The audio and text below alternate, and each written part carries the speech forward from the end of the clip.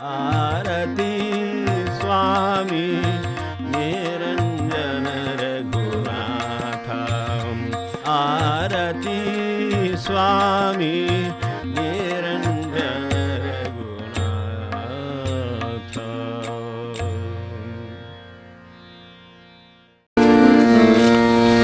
उठा उठा रे लवकरी, उठा उठा रे लवकरी, सत्वर यावे शुद्धीवरी, सत्वर यावे शुद्धीवरी। उघडा कपाटे अंतरी, उघडा कपाटे अंतरी, ज्ञानदृष्टी अवलोका, ज्ञानदृष्टी अवलोका, ज्ञानदृष्टी अवलोका। आले आहे विघ्नभारी, आले आहे विघ्नभारी, काळ टपला तुम्हावरी, काळ टपला तुम्हावरी। नित्य करीत आहे चोरी, नित्य करीत आहे चोरी, आयुष्याची तुमच्या, आयुष्याची तुमच्या, आयुष्याची तुमच्या, आयुष्याची तुमच्या, आयुष्याची तुमच्या। सरला 84 तम, सरला 84 तम, नरतनु आली अनुक्रम, नरतनु आली अनुक्रम। हिता मानुनी संभ्रम, हिता मानुनी संभ्रम, ज्ञानदृष्टी उघडा रे, ज्ञानदृष्टी उघडा रे, ज्ञानदृष्टी उघडा रे, ज्ञानदृष्टी उघडा रे, ज्ञानदृष्टी उघडा रे। सद्गुरु वचनाचा उदय, सद्गुरु वचनाचा उदय, प्रकाश झाला भानुदय, प्रकाश झाला भानुदय। जागे वारे मनोमय, जागे वारे मनोमय, स्वरूप पहा आपुले, स्वरूप पहा आपुले, स्वरूप पहा आपुले, स्वरूप पहा आपुले, स्वरूप पहा आपुले। वाचे घ्या रे राम नाम, वाचे घ्या रे राम नाम, निरंजन सांगे उत्तम, निरंजन सांगे उत्तम। तुमचा हरेल भवभ्रम, तुमचा हरेल भवभ्रम, निर्भय व्हालांतरी, निर्भय व्हालांतरी, निर्भय व्हालांतरी, निर्भय व्हालांतरी, निर्भय व्हालांतरी। उठा उठा रे लवकरी, उठा उठा रे लवकरी, उठा उठा रे लवकरी।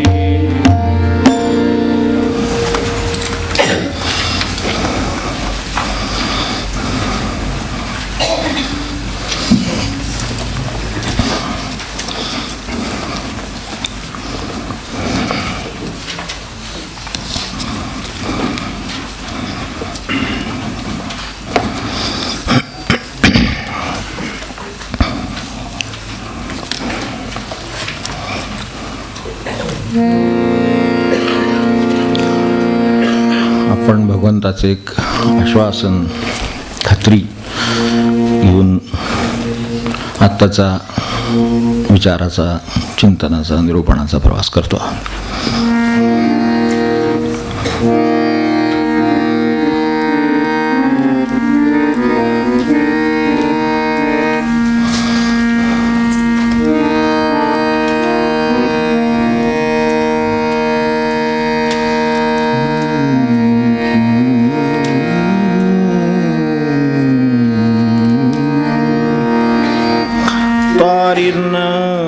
दुस्तर हा संसार, तारीन दुस्तर हा संसार,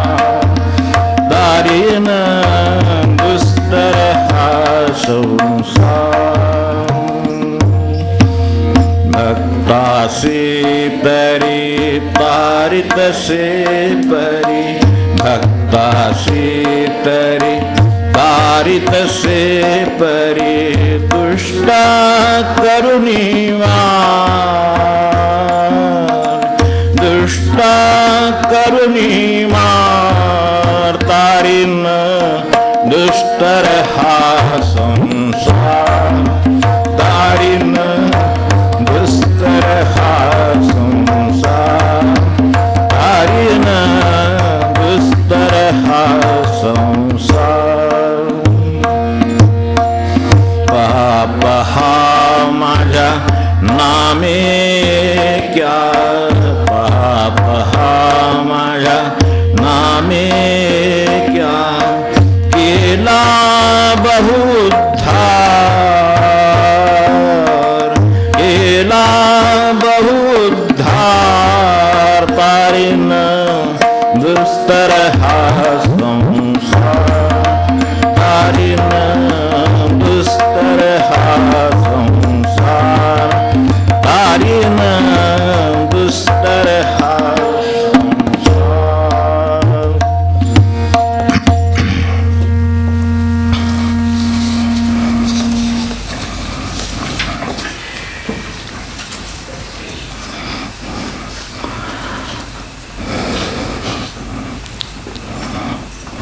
ती संसार तारणार ज्याची आपल्याला गरज आहे, तर त्या संसाराचं स्वरूप कळावं म्हणून आपण एक दोन वेळा विचार केला त्याचा,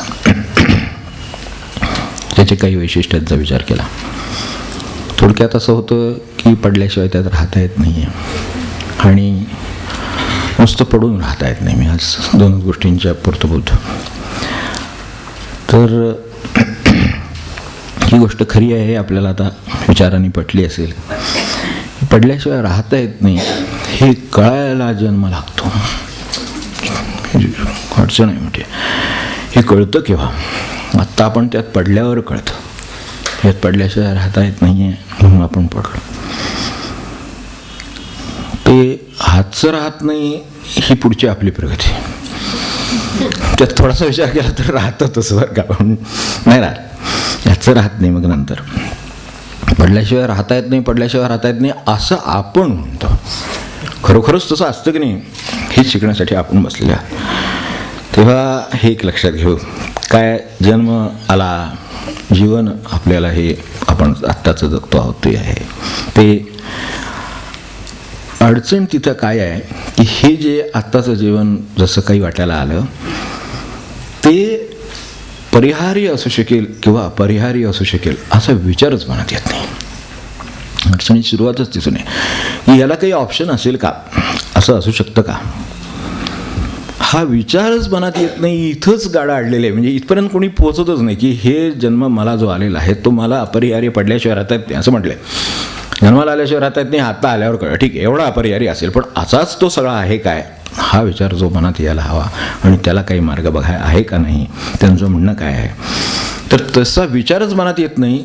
त्यामुळं काय होतं आपल्याला काय सांग चटकन आपल्याला सोपं कळणार का, म्हणजे आपलं वाढलेलं ताट आहे ते संपवलंच पाहिजे. अशी आपल्यावर जबाबदारी असल्यासारखं प्रपंच संपवलाच पाहिजे अशी आपल्यावर जबाबदारी. कसं कोण प्रपंच खरा करतो आणि कोण निभावतो आणि कोण पार करतो काय कळत नाही.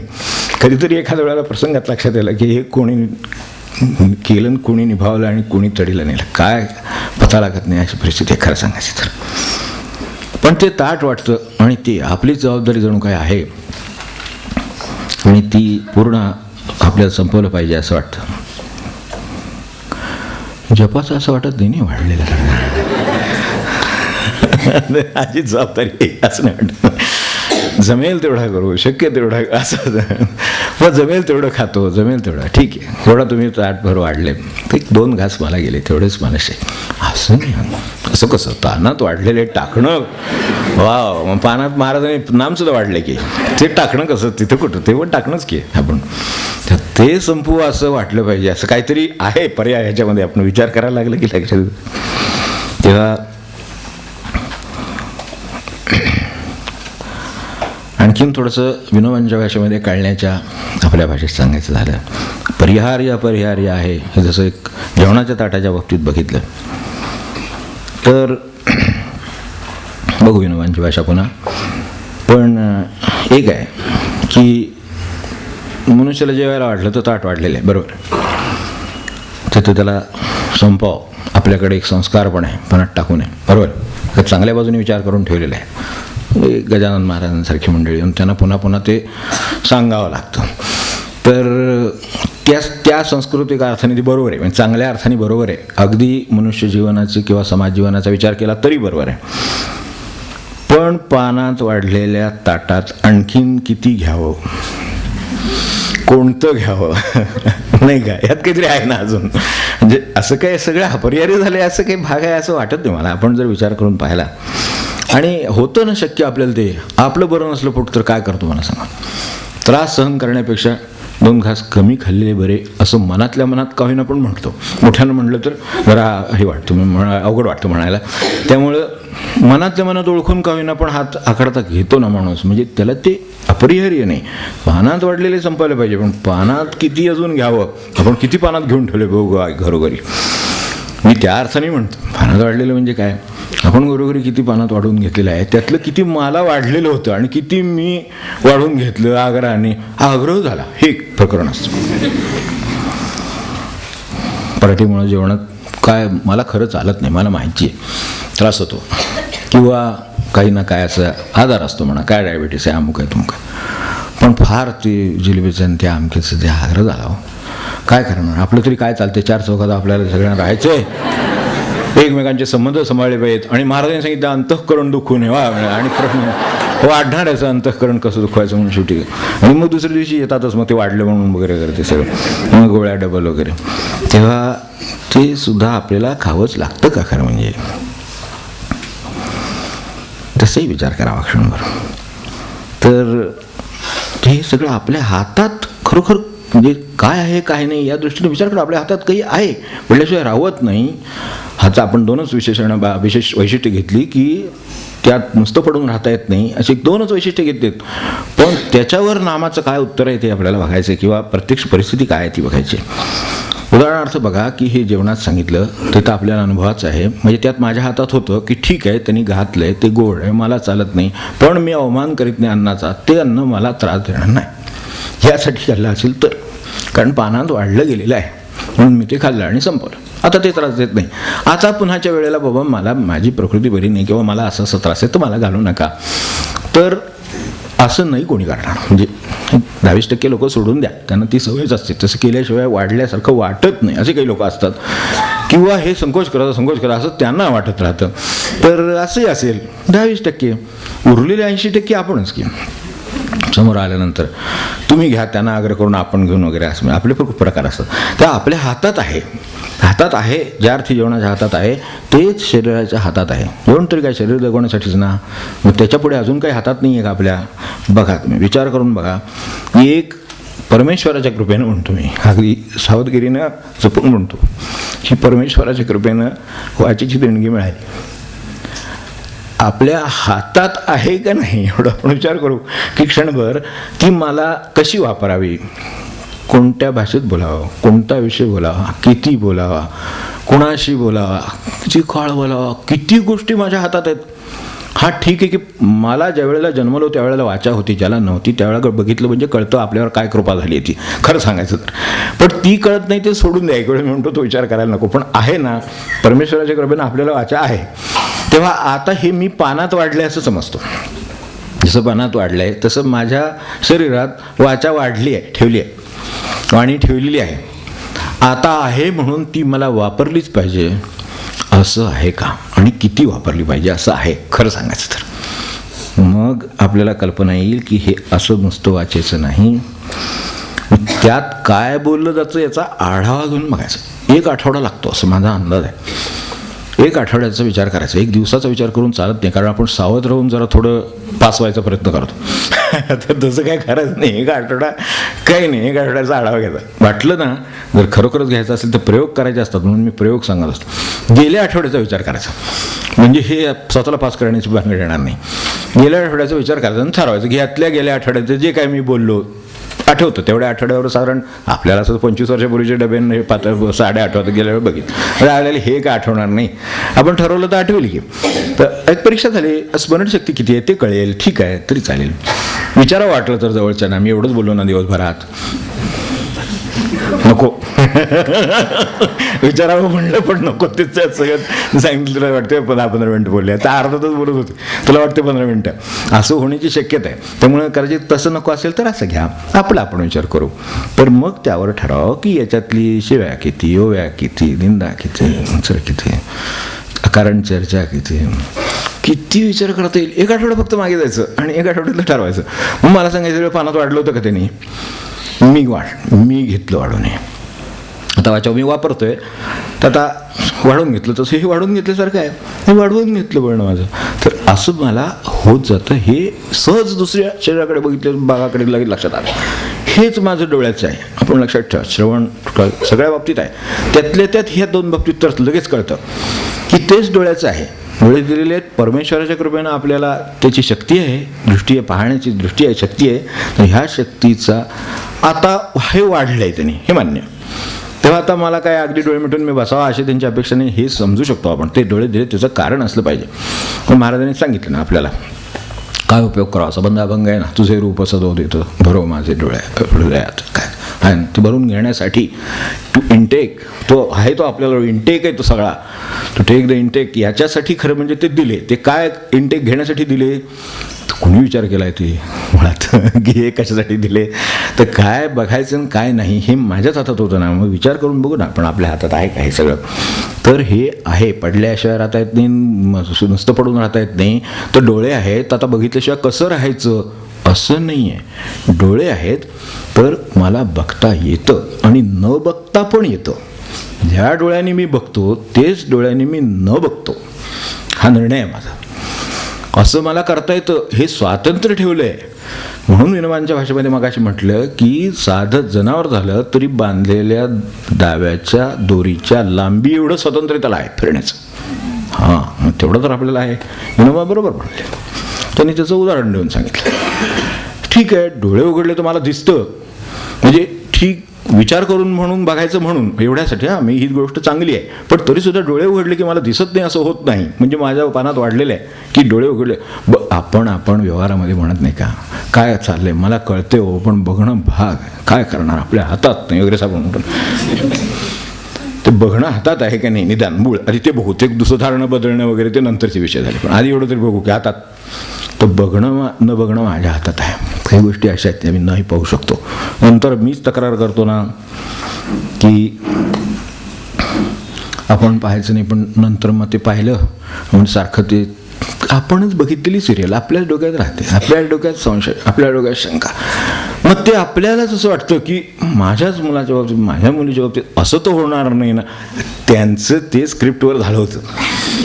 त्यांनी एक गोष्ट रचली, त्याच्यात त्यांनी काहीतरी भानगडे रचल्या. आता सगळ्यांना इंटरेस्ट वाटला पाहिजे म्हटलं, त्यांनी काहीतरी इंटरेस्ट वाटण्यासारखं लिहिलं पाहिजे. हे तर उघडच आहे ना. त्यांनी सांगितलं असं झालं तसं झालं, मग ते छान झालं, मग ते शिक्षण झालं, लग्न झालं, मग ते छान आनंदानं राहिले, मग मुलं बाळा झाली, हे झालं, मग नातोंड झाली, छान सगळे झाले, मग एक दिवशी गेले जा अशी उद्या कोणी सिरियल दाखव बघेल. ते परत आले, मग ते मागे गेले, मग भानगडे झाल्या, हे झालं, मध्यस्थी केल्या. हा इंटरेस्ट होता. आता पुढच्या वेळा काय होतं, आता हे वाढलंय का मी वाढवून घेतलं एवढं बघायचं. मग वाढून घ्यावं, पण मग मनावर परिणाम नाही होता. मग मला ते बघितलं आणि माझ्या डोक्यातनं ते जात नाही आणि तसंच ते अमक्याचं आहे, तसंच ते होईल की काय वगैरे, हे मी वाढवलं. तेव्हा आता आपण क्षणभर विचार, आणि आपल्याला आधी काळजीला कारण लागत नाही. परत प्रत्येक गोष्ट सकारण घडते, आमच्या काळजीला कारणच नाही. म्हणजे इतकी एकच वस्तू अशी आहे, त्यामुळं ती आणि उद्योग लावून देते. तेव्हा आपण म्हणायचं तसं आपल्या डोळ्यात पाहण्याची शक्ती दिली, याचा अर्थ दृष्टी वाढली आपल्या पानात. केवढी कृपा आहे. आज दृष्टी पानात वाढली, आपण दृष्टीला हे लागायला लागलं, धक्का लागायला लागला, कमी व्हायला लागली, तर आपल्याला किती काळजी वाटायला लागते की अरे मला हे साधं हे नाही पाहता येणार, ग्रंथ नाही पाहता येणार, नाव नाही, नोटीस नाही, काय नाही, कागद नाही, काही वाचता नाही येणार, अशी भीती वाटायला लागते आतून. बघा, ज्यांना डोळ्याचा अनुभव असेल त्यांना शक्ती जर कमी व्हायला लागली तर वाटतं की कसं होणार, आणि खरोखरच आहे कसं होणार, प्रश्न येतो ना आपल्यावर. मग हे जर येतं तर वाढलेल्या दृष्टीचं मी काय केलं हा प्रश्न त्याच्याबरोबर यायला पाहिजे. ते सगळं माझ्या हातात होतं, त्यातलं काही नाही काही आहे असं ते कॉम्बिनेशन आहे. म्हणून म्हटलं हे आता जीवन अपरिहार्य आहे, पण परिहार्य अपरिहार्य विचार कोणी केला आहे की ह्याच्यामध्ये मला काही चॉईस होता, याच्यापेक्षा ते वाचलं असतं तर माझ्या लक्षात ते राहिलं असतं, मी हे पाहिलं म्हणून माझ्या लक्षात हे येते, दुसरं पाहिलं असतं तर दुसरं आठवलं असतं. आज ते मागे मी म्हटलं नाही का ते मानस सरोवराची सीडी आहेत आता मिळते आपल्याला माहिती. शांत शांत नुसतं पाणी पाहायला माणसं डोळ्यातनं ती पाण्याचं हे जात नाही, शुद्धता ती शांत खाली ते दिसतात तळ तर ते जात नाहीत. आता हे पाहिलेलं नाही गेलं तर किती चित्ताला शांतता येईल हे आठवलं तरी नसतं, हे पाहिलं तर आठवलं तर डोक्याला आपलं फिरून जातं विचार करून. आता काय मी केलं तर मीच मांडलं, म्हणजे हे असं नाही. आता ही जाणीव हे आता शब्दावरून आपलं वाचेवरून निघालं म्हणून आठवलं म्हणून अरविंद आश्रमाचं माताजींचं सांगतो. माताजींनी अगदी एक मागे खूप पूर्वी एकदा वाक्य आपल्याला आठवणीसाठी सांगितलं होतं, म्हणजे आपल्या समोर असावं म्हणून सांगितलं होतं. त्या एकदा जाता जाता जे संभाषण व्हायचं त्यामध्ये एकदा म्हणाल्या होत्या असं सहज, कोणीतरी आलं शंका आहे प्रश्न विचारून की जगात जरूर आहे तेवढे जर शब्द बोलले जातील तर जग ही अत्यंत शांत आणि स्वर्गासारखी जागा होईल. त्याच्यावर इतका विचार करायला लागला मला, खरोखरच जरूर आहे तेवढे शब्द जर बोलले जातील तर जग ही अत्यंत शांत जागा राहील की ती स्वर्गासारखी असेल, राहावंच वाटेल, शांतता राहील.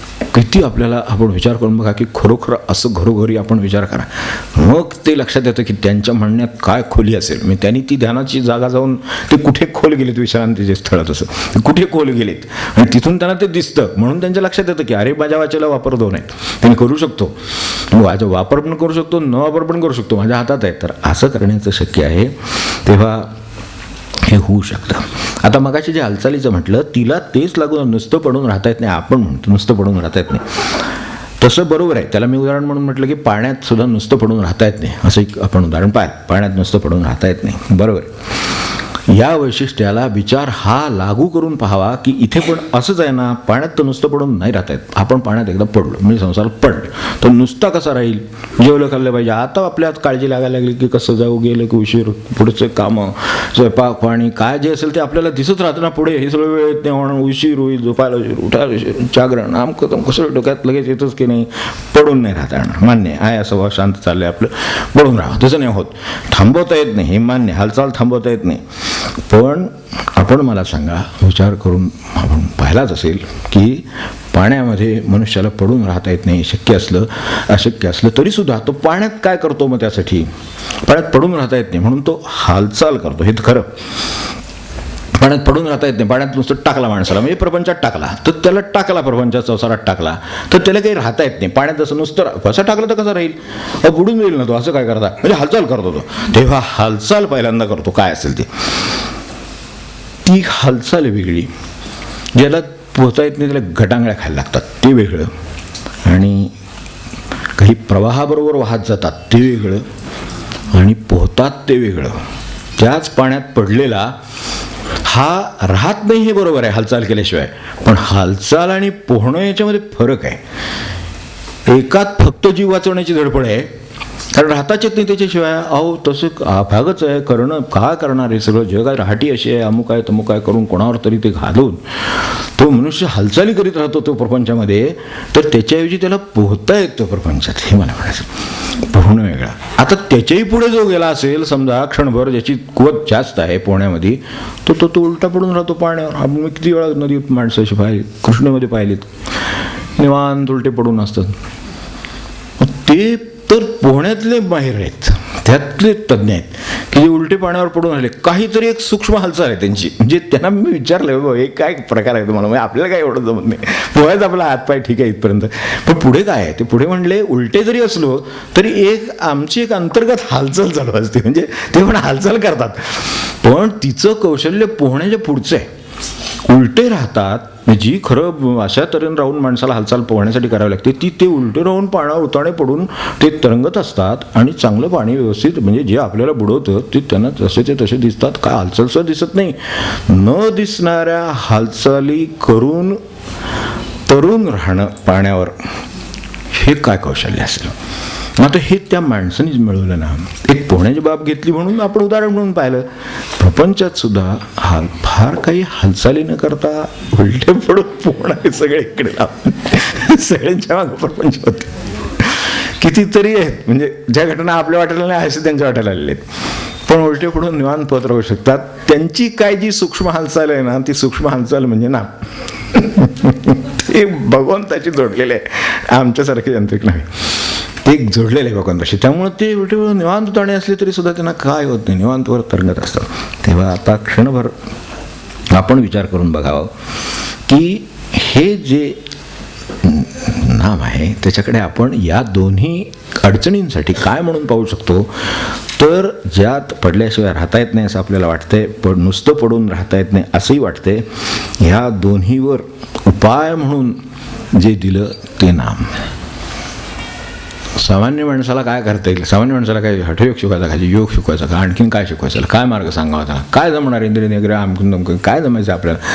महाराजांच्या बरोबर नैमिषारण्य ते तोंडले, त्यांना नाही महाराजांनी सांगितलं ते शेवटच्या स्टेशनवरपर्यंत या.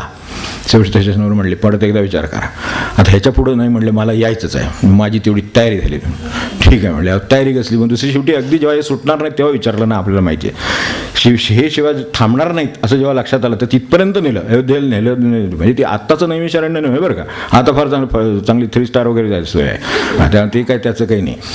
ते ज्या वेळेला जात होते, ज्यावेळेला हे ते आपलं वागण ते अमकं तमकं त्यावेळेची गोष्ट ही, तेव्हा म्हणले आपल्याला आता मी सांगतो तसं तुम्ही ऐका आता. म्हणजे आता ह्याच्या पुढं माझ्याबरोबर नैमिषारण्यात वगैरे काही घेऊ नका. हे स्टेशनपर्यंत आला इथपर्यंत ठीक आहे, आता अयोध्येच्या पुढे आता मी एकटाच जातो. आपल्याला म्हणले सकाळी उठल्यावर चहाशिवाय राहवत नाही, आपण नैमिषारण्यात येऊन ये माझ्यावर. आता हे सांगण्याची वेळ येते त्यांना. ते असे पोहणारी मंडळी आहेत. तेव्हा हे त्यांनी सिद्ध करून आपल्यावर, आपण कशी मंडळी होते त्यांना माहिती. ह्यानं सकाळी उठल्यावर 2 चहा पाण्याशिवाय ह्यांचं होत नाही, ते कसे उतरून जातील, त्याला काय तारायचं त्याला. म्हणजे म्हणून ते नाम दिलं की जे सोपं आहे बाबा, एवढं धरून ठेव जाशील वर, अशासाठी ते दिलं. तर वर राहण्याची ती युक्ती आहे, आणि ती युक्ती नुसती करून दिलेली नाही. सद्गुरु वचनाचा उदय प्रकाश झाला भानुदय, तर ते तसं आहे. ते सद्गुरुवचन आहे, ते संतांचं, म्हणून महाराजांचं वचन आहे ते सारखं लक्षात ठेवा की नाम सिद्ध करून देणं हा संतांचा जगावरचा सर्वात मोठा उपकार. नाम सिद्ध करून दिले. ओम नमो भगवते वासुदेवाय, रामकृष्ण हरी. त्यांनी सिद्ध करून दिले. दिगंबरा दिगंबरा सिद्ध करून दिलेलं आहे. हे तुम्ही म्हणत राहा, आहे काही काळजी करायचं कारण नाही. हे जे आहे ना, ही दृष्टी जगाच्या अभ्यासाने येणार नाही, अनुभवाने येणार नाही, ही नामाने येईल. ती नाम देतं. आणि अडचण आता काय आहे ती नामाची ह्या सांगडीची ती बघू. अडचण ही आहे की सर्वात महत्त्वाची अडचण की ती वरकरणी सोपं वाटतं, ही अडचण नामातली सगळ्यात मोठी. वरकरणी फार सोपं वाटतं आणि ते सोपं आहे. मी आता वरकरणी शब्द वापरला, क्षणभर आपण बाजूला ठेवू, पण सोपं आहे आणि म्हणूनच त्यांनी बहुउद्धार केलेले आहे. मी तुलनेने म्हणत नाही, पण विचाराने आपण सहज आठवून पहा की नामानं किती तरले आणि इतर साधनांनी किती तरले. हा विचार केला तर आपल्या लक्षात येईल की हे काय आहे तरण्याचं प्रकरण. हे सोपं करून दिलं म्हणजे ते सोपं आणि सिद्ध. सोप्या गोष्टी सिद्ध असतातच असं नाही, सोप्या गोष्टी परिणामकारक असतातच असं नाही, परिणामकारक गोष्टी आहेत ते कठीण असतात. अशी जी अडचण आहे तिच्यावरचा हा सोपा मार्ग काढलेला आहे, युक्तीचा मार्ग काढलेला आहे की मी सोपं पण करून दिले आणि सिद्धही करून दिलेले आहे. आता फक्त ते घ्या. आणि त्यांनी केला बहुउद्धार, ते करून दिलेले आहे. आता ते ज्यांनी करून दिले ते देवस्वरूपच आहेत, त्यांनी करून दिले म्हणून ते स्वतः भगवंतानी म्हटलं.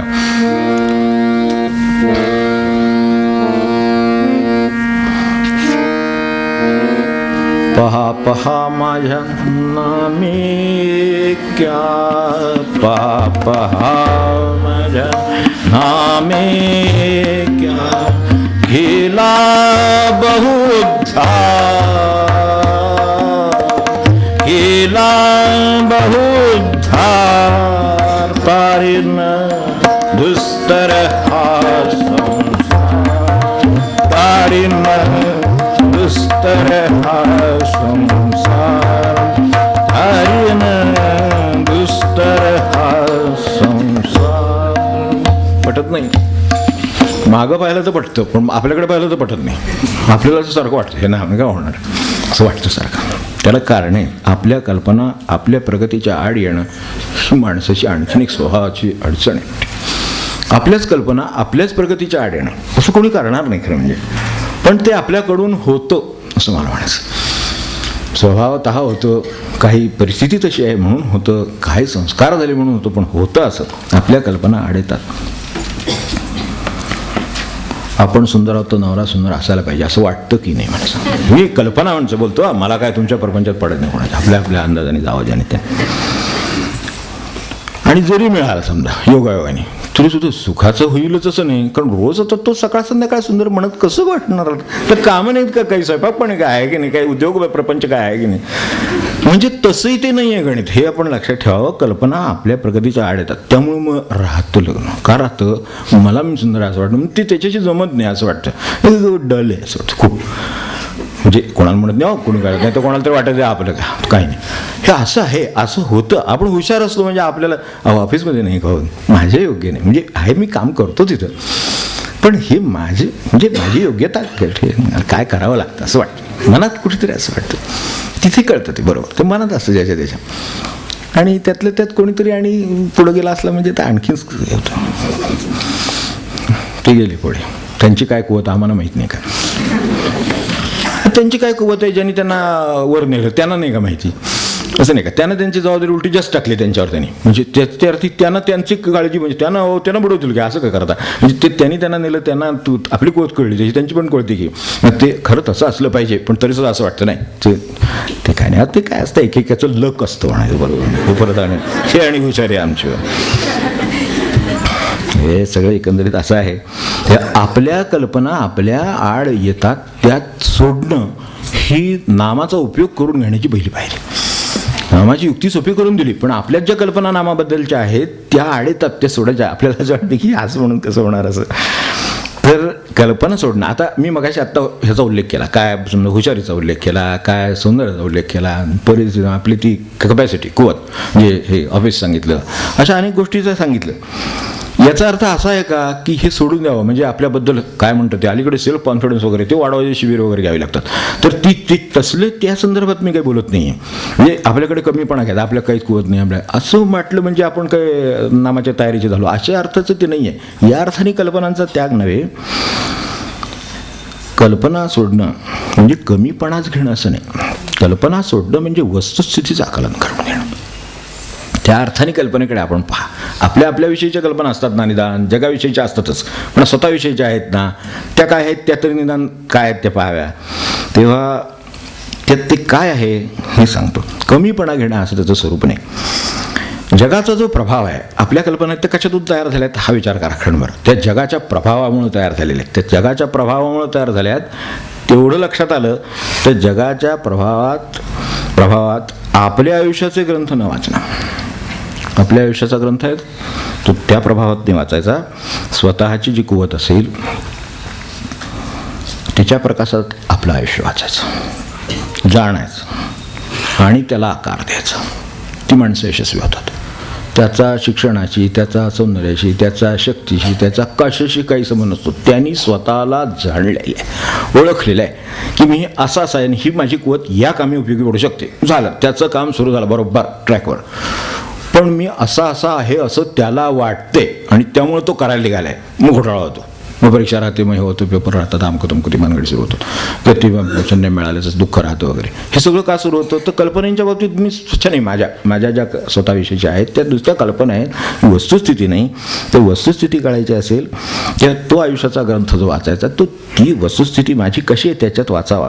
आणि ते कारण काय आहे, प्रत्येकाला त्याच्या जगण्यासाठी लागणारी ताकद देऊनच भगवंतांनी पाठवलेलं आहे. नक्की त्याला लागणारी जी ताकद आहे, एक ताकद 100 प्रकारचे आहेत. जगायला काय एक नुसतं शिक्षण उपयोगी पडतं असं नाही, एक काही पोस्ट उपयोगी पडते असं नाही. एका ठिकाणी अमुक ठिकाणी आपल्याला अमुक उद्योग केला किंवा अमुक नाही केला किंवा अमुक ठिकाणी नोकरी केली म्हणजेच जगतो, ह्या कल्पना नाहीत.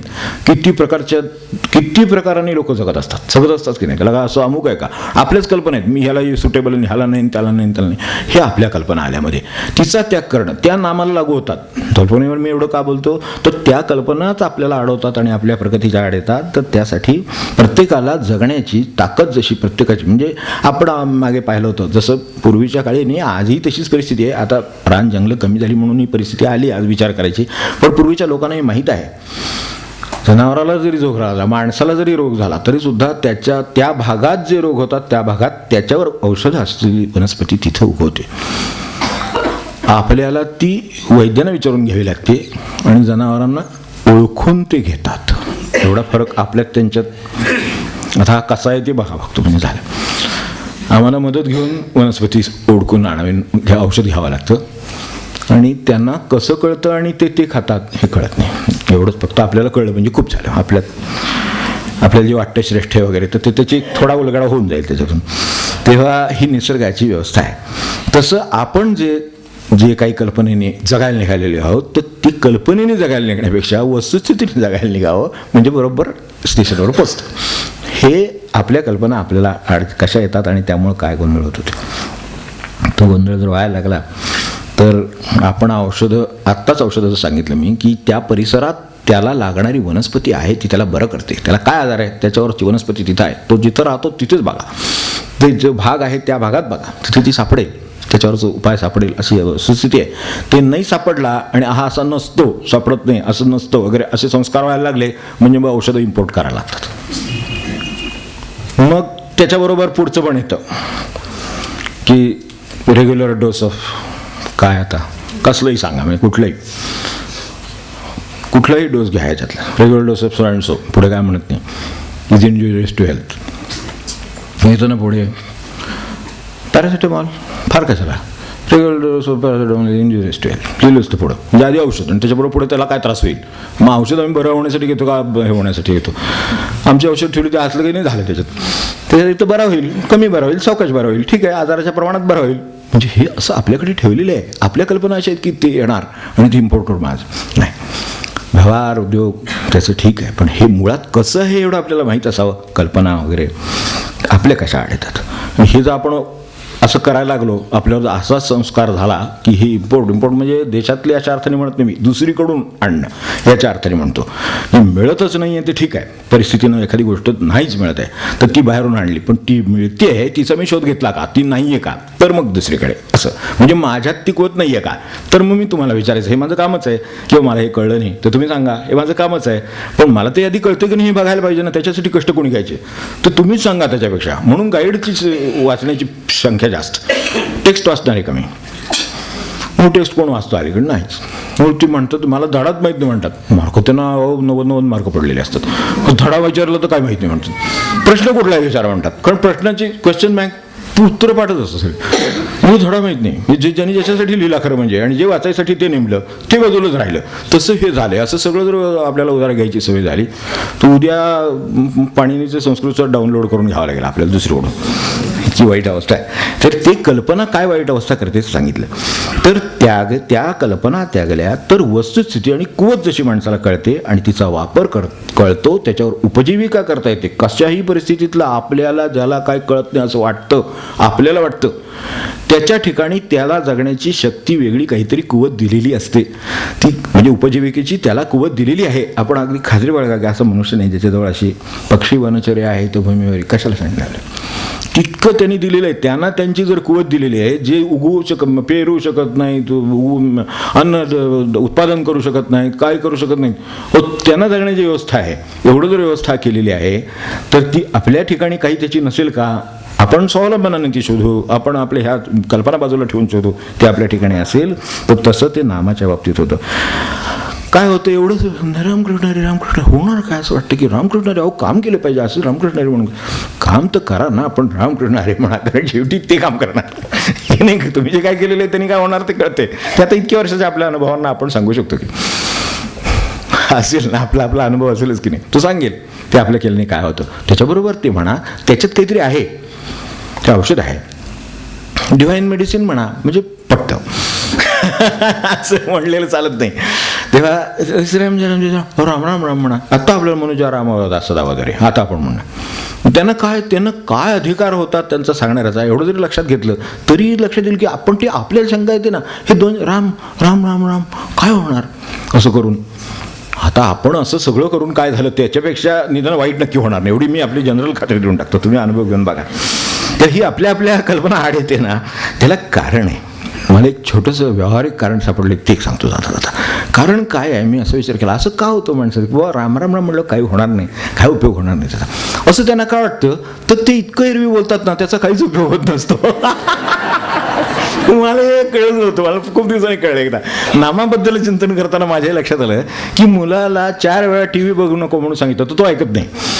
त्याला 10 वेळा अभ्यासाला बस म्हणून सांगितलं तर तो मुलांना म्हणते, आपल्या मोठ्यांचं सांगतो शब्दाचं काय आहे ते. तर त्यामुळे इतक्या वेळा 10 वेळा सांगून जर आपला मुलगा अभ्यास नाही करू शकत, म्हणजे आपल्या शब्दामध्ये काय काय मग रामकृष्ण काय होणार आहे. हा, हे बरोबर आहे. ज्याला आपल्या शब्दाची की कळली किंमत म्हणा किंवा आपली त्याच्या मागचं वजन म्हणा, हे जे कळलं तर हे बरोबर आहे. पण काय आहे, आपल्याला हे असले जे अनुभव आपल्या शब्द, कारण आपल्या शब्दाच्या मागे ते वजन नाही. होईल म्हणजे होणार असं जे आहे ते वजन नाही ना. त्याला खरं म्हणजे करणार असं जे आहे ना ते वजनच नाही की नाही. वडिलांनी काय म्हणतायत ते ऐकायला उत्सुक असणं मुलगा, हे महाराजांनी लक्षण सांगितलं, उत्सुक असणं. तर ते म्हणले बरोबर झालं. ते अशीची ती त्यांची यादी आहे, ती आता मी सगळ्यात जात नाही. पण असं त्यांचं म्हणणं आहे की तो ऐकणार, त्याला ऐकेल का नाही असं विचारायचं कारण येतं का म्हणे, असंच मुळात आहे. म्हणजे ते मुळात काय आहे, ती शब्दाला तेवढं वजन आहे की तो शब्द हिताचाच आहे आणि तो त्यामुळे कल्याणच होणार आणि ते करायचंच आहे असं त्याची मनोधारणा होईल. असा माझा शब्द नाही. मी इतके शब्द बोललो आहे की ज्या शब्दांचा उपयोग नाही असं जर असेल तर मग रामरामचा काय उपयोग होणार हे वाटलंही बरोबर आहे. कारण शब्दांच्या उपयोगाविषयी आपण स्वतः त्याच्या सामर्थ्याविषयी सावध नाही. तेव्हा हे जे कल्पना आड येतात त्या नावाच्या बाबतीत येतात. तर आपले शब्द 10 वेळा जे काय आपण बोललो ते आणि नामाची अक्षरं ह्याच्यामध्ये जमीन आसमानाचा फरक आहे, एवढं लक्षात ठेवा. नाम काय करणार, ही अडचण कशी सोडवणार. माझी प्रपंचात मला पडल्याशिवाय राहता येत नाही आणि मग हालचाल केल्याशिवाय राहता येत नाही, 2च घेतली. पण ती माझी नाम कशी सोडवणार. तर नामाकडे मला सामर्थ्याची जाणीव नाही, त्याच्यामधले मला ते माझ्यासारखे शब्द वाटतात. मला रला कानान मग मला ते कधीच येते पहिलीत, रला कानान मग जोडाक्षर सुद्धा नाही. विनोबा म्हणायचे नाही मी, राम जोडाक्षर नाही आहे म्हणले. तर ते तसं हे इतकं सोपं येते. त्यामुळे मी तेव्हापासून मला हे येते.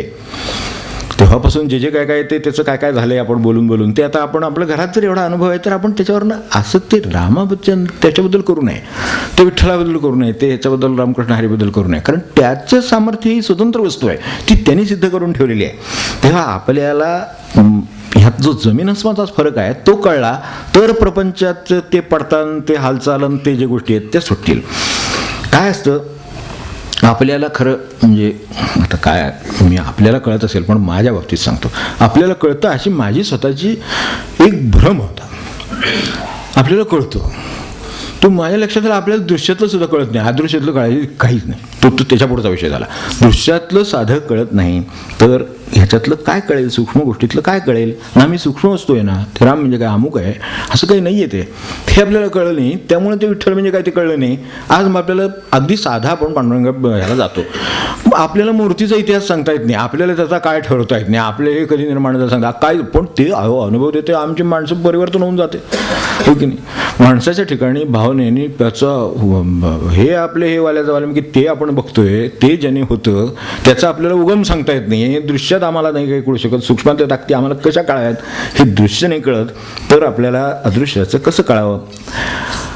आपल्याकडे अष्ट आहे ना, त्या अष्टेचे महाराज होते, दत्त महाराज म्हणून, अत्यंत हूड आणि व्रात्य होते. दृश्य कळत नाही याचं मला दृश्याचं उदाहरण फक्त सांगायचं, बाकी काही नाही. तर अत्यंत हूड आणि व्रात्य म्हणून प्रसिद्ध होते. वयाच्या 8-9 वर्ष कशी काढली हे त्यांच्या घरच्यांना माहिती आणि त्यांना माहिती. दंगेखोर प्रचंड.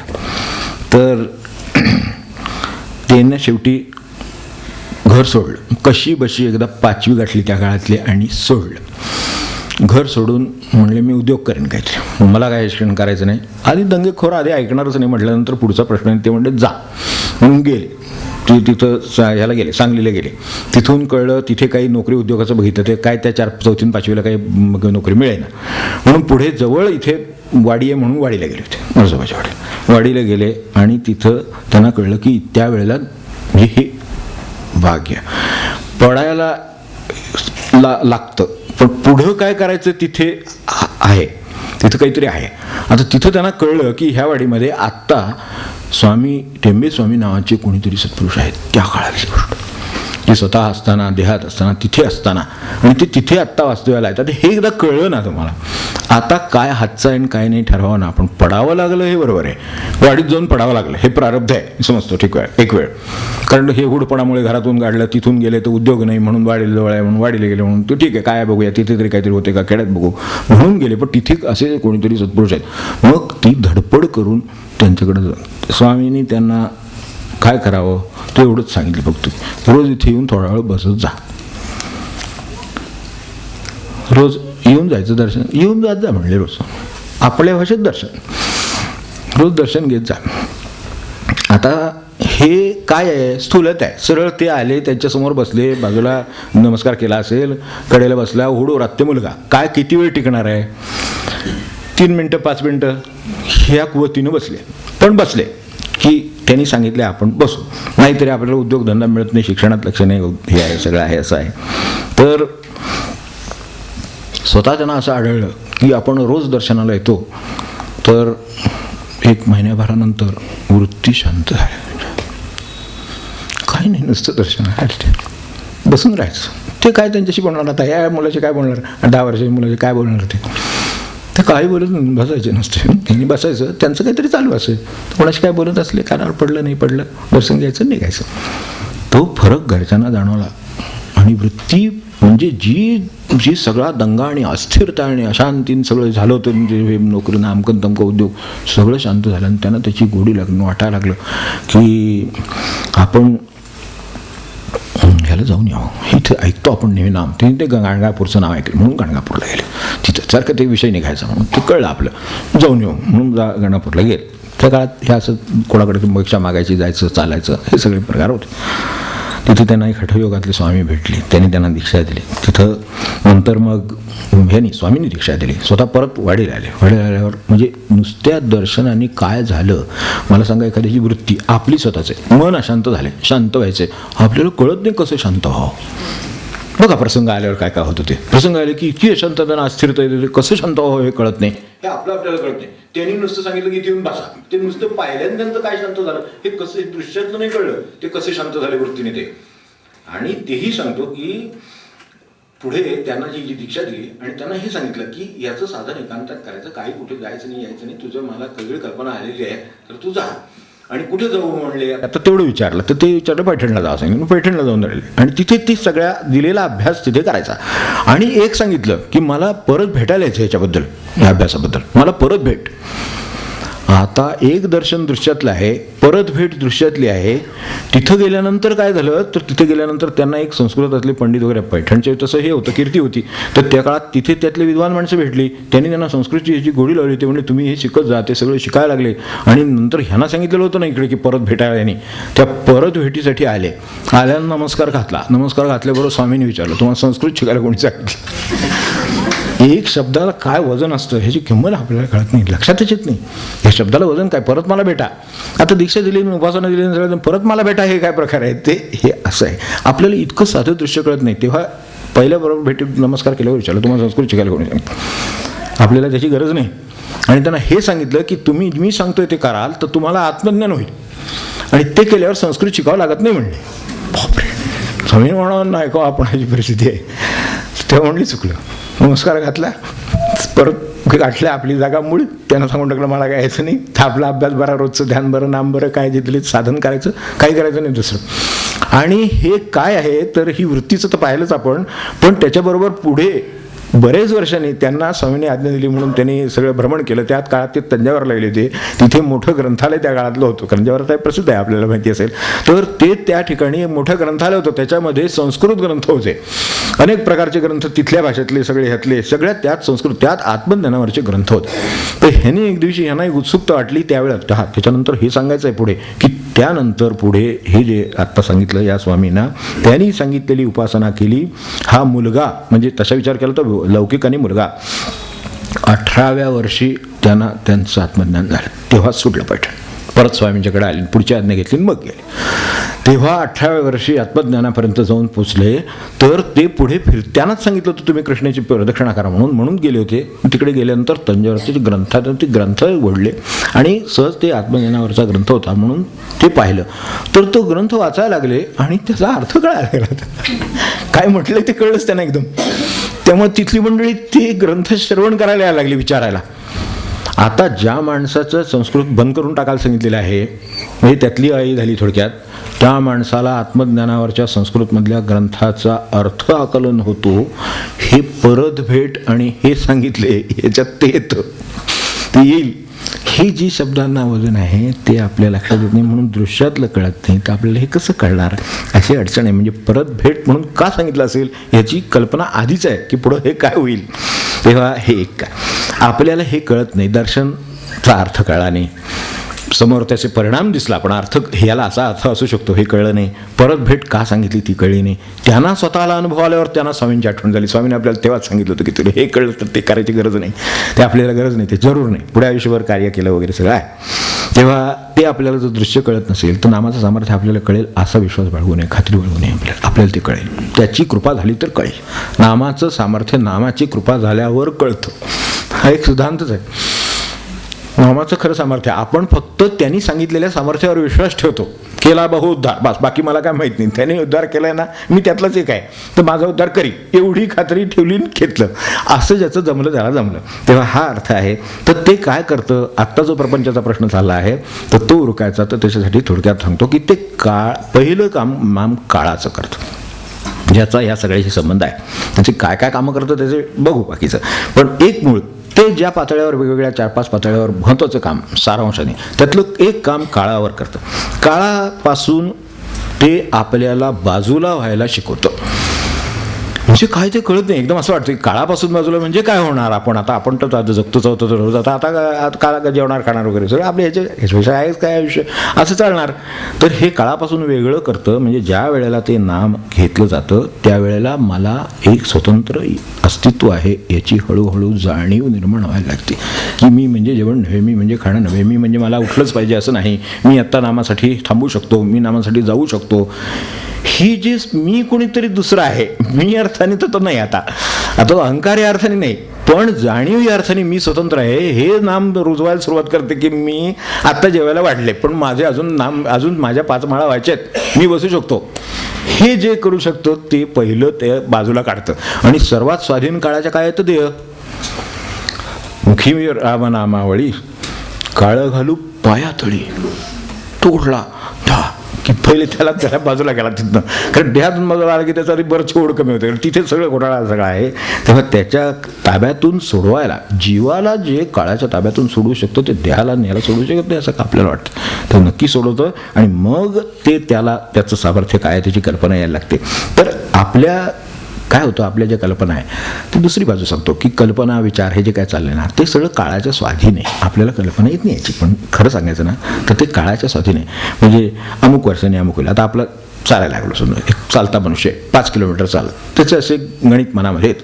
त्याची गणितं ही सगळी ह्यात वावरतात की तासाला 5 किलोमीटर म्हणजे 5 तासात 25 किलोमीटर, 5 तासात 25 किलोमीटर जायला पाहिजे हे इथेच कळतं. आणि 5 तासाने अजून 4 तासाने आपण 25 किलोमीटरवर असणार. चालून बघा म्हणजे असणार आहे की नाही कळेल. म्हणजे बघितलंच आहे म्हणून सांगतो आपल्याला की पहिल्या तासाला जो 5 तो दुसऱ्या तासाला 4 3. आता काय त्या गणिताचं झालं काळातल्या, ते जे आम्हाला जे काय गणित आमचं चाललं होतं डोक्यात त्याचं काय झालं तर त्याचं काही होऊ शकत नाही हे कळतं. हे नाम आकलन करून देतो आपल्याला की जे आपले विचार चाललेले आहेत ते यांत्रिक आहेत, ते व्यवहाराला ठीक आहे. एक मशीन आहे आणि एक 10 पीस काय मिनिटाला कट करतं, तर 10 मिनिटात 100 पीस कट करेल. इथपर्यंत आपण हे बांधू शकतो अनुमान, आणि त्याप्रमाणे व्यवहार चालतात, हे बरोबर. पण मूळ काय आहे तर ते आपल्याला त्याच्यापासून बाजूला काढते. हा जो व्यवहार आहे तो व्यवहार म्हणून ठेव, तो तसाच चालू दे, तो तसाच चालेल ह्याची गॅरंटी नाही. 10 मिनिटांनी त्याचे 100 पीस पडले असतील असं समजण्यात अर्थ नाही, खात्री बघावं लागतं. नाही तर मग कशाला पाहिजे आपल्याला सुपरवायझर त्याच्यावर. 10 मिनिटं पडतीलच की ते, पण ते मध्येच लाईट जाती, मशीन बंद पडतं, हे होतं ना आपल्याकडे व्यवहारात होतं ना तसं की अमुक होईल, तसं नाही होत ते. म्हणून ते अमुक या वर्षी अमुक, तमुक या वर्षी तमुक वगैरे असे काही चार्ट काढलेले लोकांनी वगैरे असतात, ते नंतर गुंडाळून ठेवतात. पुढं काय वेगवेगळंच व्हायला लागते ते, यावर्षी ते त्यावर्षी ते काय वेगळं वेगळंच होतं. मग नंतर लक्षात आलं की आपले जे विचार आहेत ते काळाच्या ह्याच्यात चाललेत, मर्यादित चाललेत. देह काळाच्या दृष्टीनं मग एवढा होणार, मग त्याचं हे होईल, मग ते झालं की त्याचं ते होईल. त्याचं काहीच नाही, त्याचं आणखीनच वेगळं काहीतरी होतं. चांगलंच होतं, मी काय आता वाईट होतं असंही म्हणत नाही, चांगलं आणि वाईट त्याला नाही अर्थ आहे. माझ्या मी जे काय काढलं होतं 5-25 मी 5 तासाला 25 किलोमीटर असणार, हे गडबडीचं आहे. ते तसं चालतं असं नाही, हे नाम दाखवून देतं. ते म्हणतं अरे ही सगळी काळाची गणित आहेत, त्याच्यात तू नाही बसत. त्या ज्या कल्पना तुझ्या चालल्यात, मी 5x5 केलं की माझं हे होणार 25 होणार, तसं होईलच असं नाही. त्याच्यासाठी कदाचित मला नामाची मदत लागती असेल तर होईल सुद्धा, ते कदाचित 30 सुद्धा होईल. ते काय सांगता येत नाही काय होईल ते. म्हणजे त्याच्यावर सत्ता आहे काळावर, हे नाम जाणवून देतं. आणि तुम्हाला ते लक्षात नाही आलं तर मग 5 तास गेले तरी 12व्या किलोमीटरवर असतो. मग अशा मार्गाने जाणवून देतं. मग तो तरी प्रामाणिकपणे अनुभव घ्यावा आणि लक्षात ठेवा की ही सत्ता आपल्या हातात आहे का, ती कोणाच्या हातात आहे. मग ते काळाच्या, म्हणून काळाच्या प्रत्यक्षात आपल्याला जर हा काळाचा अनुभव पाहिजे असेल तर प्रयोग करून पाहावा, म्हणजे विशेषतः चालण्यामध्ये लगेच कळतं. तेव्हा ती जी बाकीची रुटीन आहे ती सुद्धा सगळी आपल्या काळाच्या अधीन आहेत. एवढं लक्षात ठेवलं तर नाम काय करेल, जर समजा बरोबर ह्याच्या माझ्याबरोबर नाम असेल तर हे 5त 25 चालायचे का 22 चालायचे ते ठरवेल, मी चालत राहीन. हा फरक होतो. नामाने काय होतं, तर हालचाल तर करीतच आहे मनुष्य, ते तर काम करतं, ते पडले ते प्रपंचात. आता मला चालत जायचं आहे, इथून समजा काय गडावर चालत जायचं आहे, काय 13 किलोमीटर अंतर आहे, मग 2 तासात जाणं 3 तासात जाणं, माझं काहीतरी गणित आहे, ह्यानुसार मी काम केलंच पाहिजे. तर माझी त्यांची गाठ पडायची. म्हणजे माझ्या जे काम आहे ते मला करायचं आहे, ते दर्शन आहे. समजा अगदी प्रारब्धाने होणार आहे तर होणारच आहे ते मला, ठीक आहे. ते 9 वाजायचे तर 9 वाजता होईल, 10 वाजता होईल त्यावेळेला. पण माझं काम मला करायचं आहे, पण ते मी एवढ्यावर करत नाही, नाम घेऊन करतो. रमचे चाललेले इकडं, हां मग ते ठरवेल तुम्हाला 8ला न्यायचं, 8:30ला न्यायचं, 9 वाजता न्यायचं. ते बरोबर समाधीला ते नेमकं हे अभिषेकाच्या वेळेलाच बरोबर ते बरोबर पोचवतं. आपण अगदी टायमिंग लावून मी अभिषेकाच्या वेळेला पोचेन तर जाताना तिथं कुठेतरी जरा घसरायला होतं ना, तर जरा 10 मिनटं बसलं पाहिजे. बस आता 10 मिनटं तुमच्या कल्पना चालवल्या ना, आता हे करा, हे असं ते जाणून देतं. पण त्याच्याबरोबर नाम पाहिजे तर ही सावधानता राहते. म्हणून ते नाम बरोबर असलं की ते सावधानता देतं आणि ते नियंत्रित करतं. त्याची जर अशी इच्छा असेल की त्यावेळेला पोचू नये, समजा मी अमुक वेळा पोचल्याने काही नुकसान आहे, काही अश्रद्धा होणार आहे, समजा तिथे गेल्यानंतर माझी एखादा प्रसंग आहे, त्यांनी माझी अश्रद्धा होणार आहे, ती जर होऊ नये असं वाटत असेल तर 1 तास उशिरा नेईल तुम्हाला. हे त्याच्याकडे सामर्थ्य आहे. तेव्हा आपली दिशा, आपला वेग हे सगळं नियंत्रित करण्याचं सामर्थ्य त्याच्यात आहे. घटनांच्या वेळा मागे पुढे करतं त्याच्या साह्याने. तर ते जे सामर्थ्य आहे ते आपल्या लक्षात आलं तर मग नाम ते पडून राहणार, हालचालन ते सगळं आता हळूहळू ते वितळायला सुरुवात होते, त्याची नाही अडचण राहत. तेव्हा आपलं तिसरं नाम काय करतं काळाच्या बाबतीतलं, तर आपलं अस्तित्व काळाच्या बाहेर आहे हे लक्षात आणून देतं. बाजूला करतं तसं तुमचं अस्तित्व काळाला स्वाधीन नाही, काळा स्वाधीन देह आहे, तुमचं अस्तित्व नाही, ही जाणीव देतं. ते ज्या वेळेला जास्त मुरत जाईल त्यावेळेला हे आणखीन लक्षात येतं. मी आपलं काय दिशा दाखवली, आपण मार्ग चालायचं त्याप्रमाणे आपण चालल्यानंतर तो गाव लागेल तसं हे आहे असं समजतो मी. तर आपलं सांगितलं ह्या असं गेलं, या रस्त्याने हे असं होतं, तर तसं गेल्यानंतर लक्षात येतं की अरे याने आपल्याला, मी तर स्वतंत्र दाखवून दिलंच, पण आता मी काळाच्या बाहेर आहे हा अनुभव देतो. मी काळाच्या स्वाधीन नाही. आता बघा, म्हणजे मी वाट दाखवून देतात तसं नुसतं सांगतो. आता आपण बोलतो ते एक मी बाबा आहे, माझ्यात प्राण आहे, जिवंत आहे म्हणून हे चालले, बरोबर. प्राण चालला आहे म्हणजे जिवंत आहे म्हणून बोलतो. जिवंत काय आहे, श्वास घेतोय म्हणून जिवंत आहे. आता श्वास बंद पडला तर बोलणं बंद पडेल, म्हणजे इतकं तो सरळ आहे. श्वास तर चालू आहे, ठीक आहे. आणखीन एक पुढे गेलो, एक टप्पा की मी श्वास आहे म्हणून मी आहे, म्हणजे मी आहे म्हणून मी आहे, मी वगैरे ते तसलं काही नाही. आता म्हणजे माझं ते ठरलंच आहे त्याप्रमाणे मी मग करणार तसलं काही नाही. आपलं बसलो आहे, जिवंत आहे बोला म्हणतात मग बोलतोय, असं स्वरूप आहे. आता ते कशावर चालू आहे, ज्याच्या जिवंतपणावर. मग जिवंतपणावर कसं चालू आहे, तो श्वासावर चालू आहे. मग श्वास कशावर चालू आहे, वायू आहे बाहेर म्हणून चालू आहे. वायू कोणाच्या ह्यानं सत्तेनं चालला आहे, तो ज्याच्या सत्तेनं चालला, जे आपल्याकडे रामदूता प्रपंचना, तो जो चाललेला आहे तो वायू चाललेला आहे म्हणून तो येतो, तो जातो म्हणून माझं हे चाललेलं आहे. मग आता ते जे आहे त्याचं पुन्हा एक मूळ, आता तो तर का आमचं का थोडं वाटून वायू दिलाय, चालले लोक ते सुद्धा वाटतील आणि ती टॅक्स पण बसवतील त्याच्यावर. पण हे जे सगळं आहे येणार आहे पुढे, तर ते पाण्यावर आणि ह्याच्यावर बसवतील. हे त्यांनी त्या काळात सांगितलं आपल्या स्वातंत्र्य देताना सुद्धा. तर तसं झालेलं आहे. तर ते तो वायू ना, मग ते वायूचं काय आहे, ते वायूचं पुन्हा एक वायूचं तत्व म्हणून आहे. ती तत्व कोणाच्या अधीन आहे, त्याच्या अधीन मी आहे. मी तो जो कोणी मी, त्याचा माझा संबंध आहे, असा मी खरा आहे. इथं जो मी आलोय ना, हा तात्पुरता आलो. अरे वा, आपण किती वेगळ्या ठिकाणी येऊन बसलो आता. सांगा, एवढं नुसती वाट बघितली कशी आहे, तर त्या वाटेवरून नुसतं अशी नजर टाकली तर आपल्या लक्षात येतं की मी जो आहे तो मी, आपण कुठले मग. आता ज्यांनी मला जगलो त्यांचा मी की नाही, आई वडिलांचा मी आपण नाव लावतो की नाही, तसं आपण खरं नाव कोणाचं लावलं पाहिजे, तर भगवंताचं लावलं. निरंजन रघुनाथ, त्यांना काय वडिलांचं नाव होतं, अवधूत काय श्रीधर श्रोत्री, नंतर काय लावता आलं नसतं का, पण नाही, ते निरंजन रघुनाथ म्हणजे मी त्यांचं आहे, म्हणजे ते आहेत म्हणून मी आहे असं ते नाव आहे. तर तसं मी कोणाचा असं जर विचारलं तर आपण आई वडिलांना सांगतो की नाही, तसं खरं मी कोणाचा, प्राणाचा म्हणजे त्या वायूचा, म्हणजे त्या तत्वाचा, म्हणजे तो ठेवणाऱ्याचा, म्हणजे मी भगवंताचा. इतकं सोपं सरळ आहे ते. आता ही वाट चालली तर जाऊ तिथपर्यंत. मग मी तिथे जर बसलो तर मग आपण जर तिथले आहोत तर इथं काय आहे माझं काम चालू, तुम्हाला उशीर करण्याचं काम चालू नाही आहे माझं, पण इथं मी का बसलो आणि इथं काय चालू आहे नक्की माझं, तर इथं माझं हे मी तात्पुरतं इथं आलो आहे. त्यानंतर मला सांगितलं की जा, म्हणून वेळ संपत आली तरी आलो आणि आता मी जाणार. तेव्हा आता हे मी तात्पुरतं इथं आलेलो आहे, मी काय इथला नव्हे, ह्या अर्थाने इथला नाही, मी आता काय माझं घर आहे तिथलं आहे, पण मी तिथला पण नाही आहे, मी घरात त्यांचा आहे. तर घरात कशाने राहतो, ज्या सत्तेनं इथे आलो त्याच सत्तेनं घरात राहतो, म्हणजे मी त्यांचा आहे. इतकं ते नाम करून टाकायला लागतं हळूहळू. चला बघा कसं होतंय. तेव्हा हे जर लक्षात आलं मग आपल्याला नाथ महाराज वगैरे काय म्हणतात ते कळेल की पाणथस्ताचा अभंग आहे ना, तसं तो अंगणात येतो, तो राहतो, पक्षी येतात, ते बसतात, त्यांना वाटलं की वाऱ्यावर उडून जातात. तसे आपली परिस्थिती आहे.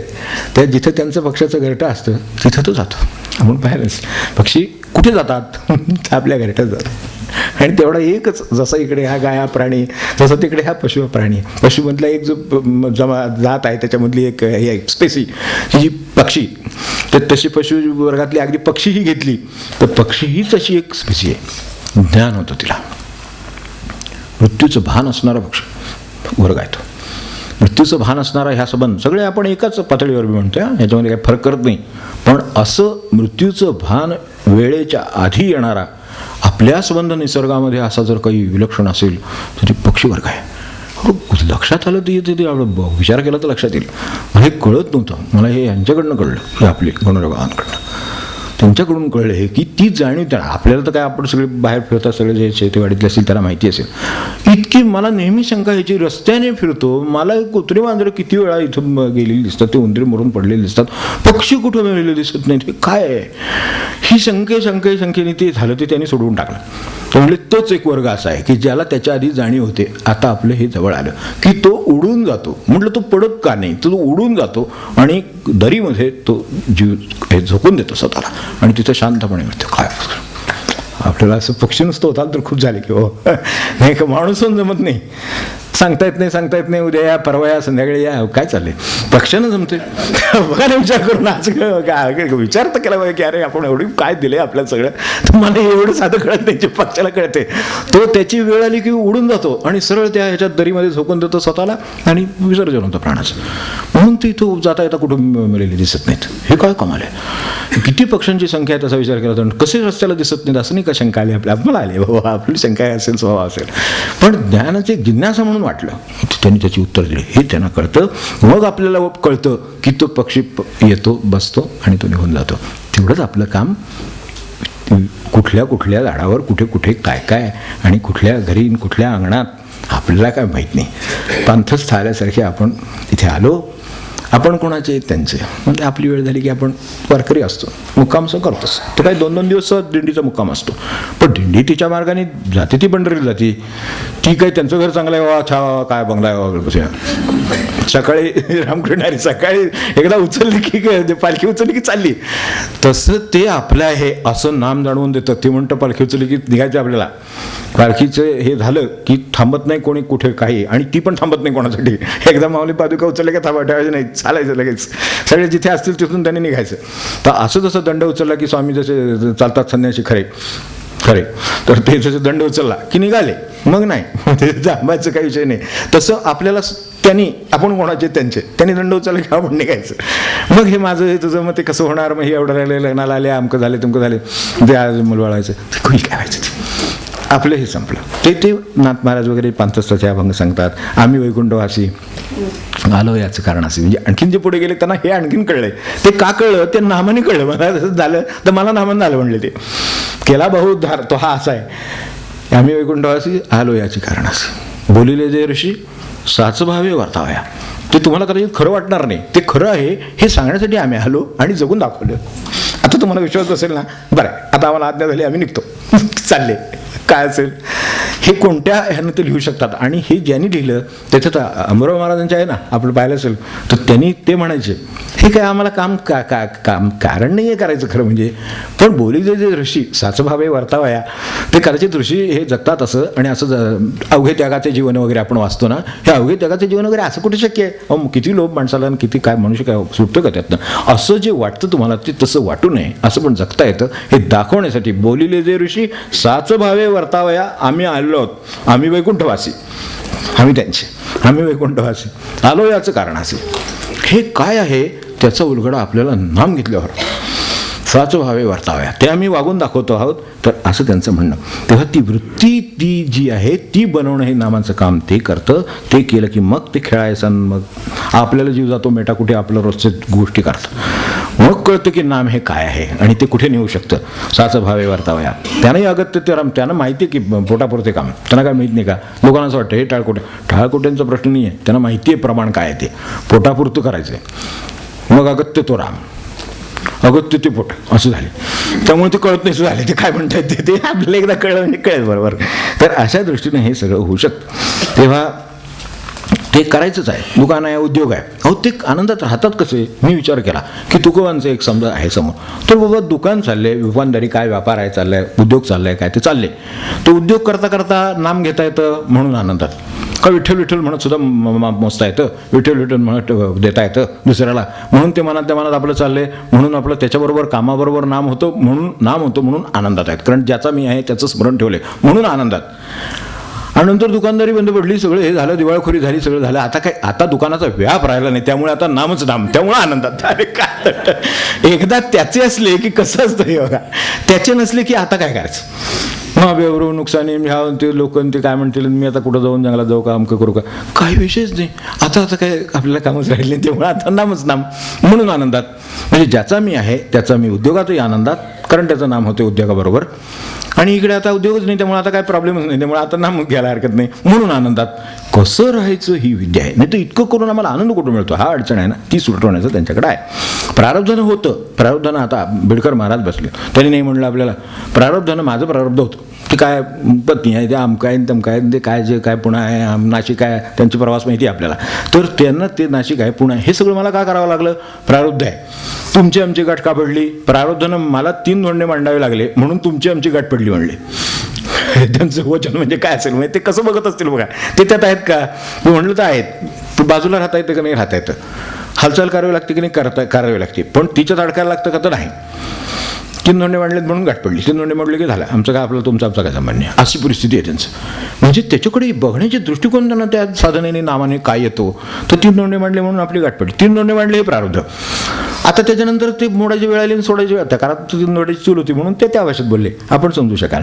तर त्याच्यात ते त्यांचा मार्ग ते चालतातच आहेत.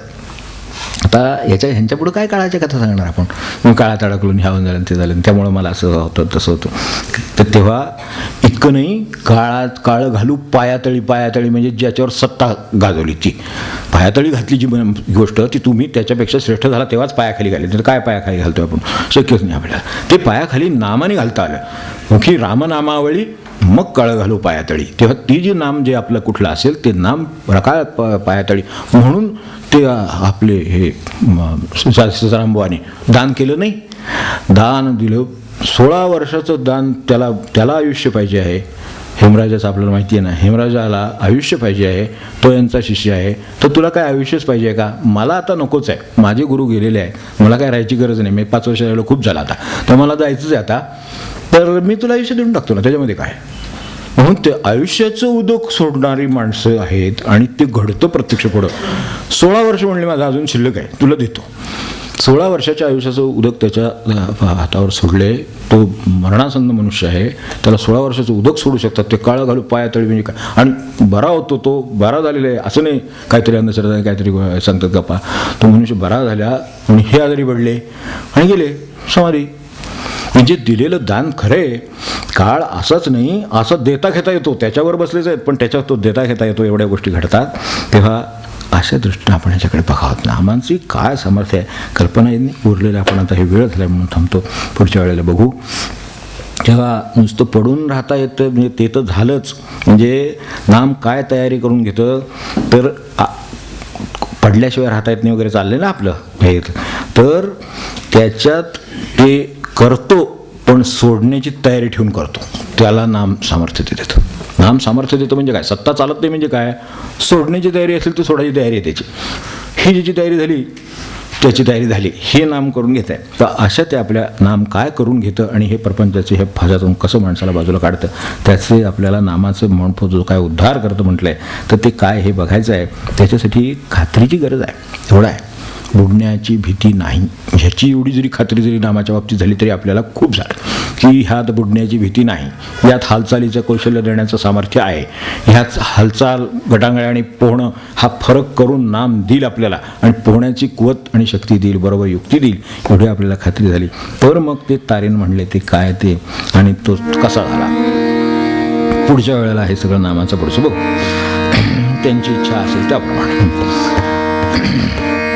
पहा पहा माझ्या नामे क्या, पहा पहा नामे क्या, केला बहुद्धार, केला बहुद्धार, तारीन दुस्तर हा संसार, तारीन दुस्तर हा संसार, तारीन दुस्तर हा संसार. फार वाटतो ह्याच्यातलं आठवण झाली म्हणजे आपल्याला वाटत असेल मुलाही उशीर होतो, आपल्यालाही होतो. पण महाराजांना त्या बुवांनी निंदा केली तर महाराज म्हणले मला आपल्या ह्यानं फार वैराग्य आले. मठ मंदिर हे सगळं काय मांडले, हे सगळं ह्याचे काय हे काय विरक्त माणसं म्हणतात आणि एवढं सगळं हे केले, मांडावण केली सगळी. खरं आहे म्हणले, अगदी मला विरक्ती आली. 12:30 टळटळी म्हणले आत्ताच्या आत्ता आपण हे सोडून जाऊया म्हणले. तुम्ही पण चला, मी पण चालतो. त्यांच्या हाताला धरून कीर्तनातून नेले तर नको म्हणते. हे सांगायलाच बरं आहे, पण त्यांची तयारी आहे. नामाने काय होतं ते असं सोडण्याची तयारी ज्याची आहे त्याच्यावर काय सत्ता चालेल. आता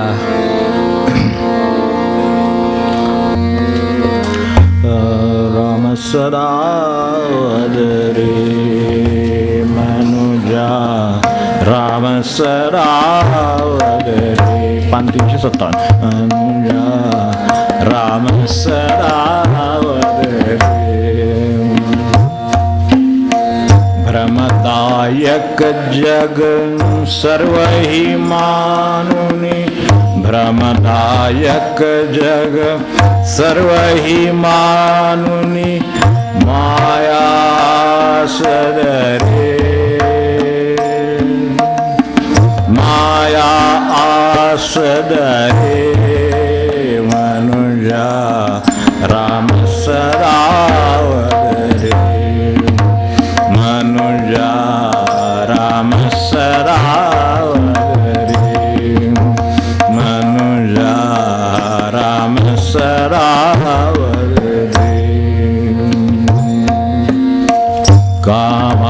कामादिकरिपु दंडुनि अंतरी, कामादिकरिपु दंडुनि अंतरी, सांडी दुर्मदरे, सांडी दुर्मदरे मनुजा, राम सरावरे मनुजा, राम सरावरे मनुजा, राम सरावरे. सावळी सुंदर मूर्ती हरीची, सावळी सुंदर मूर्ती हरीची, ध्याई मनी आधरे, ध्याई मनी आधरे मनुजा, राम सरावरे मनुजा, राम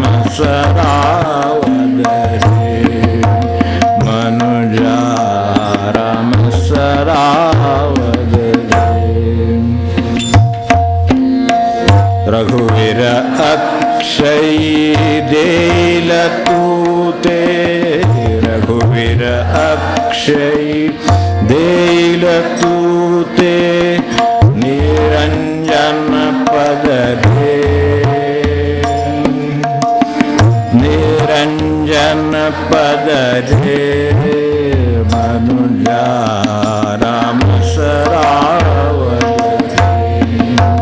मनुजा राम सरावरे मनुजा राम सरावरे जानकी जीवन स्मरण जय जय राम।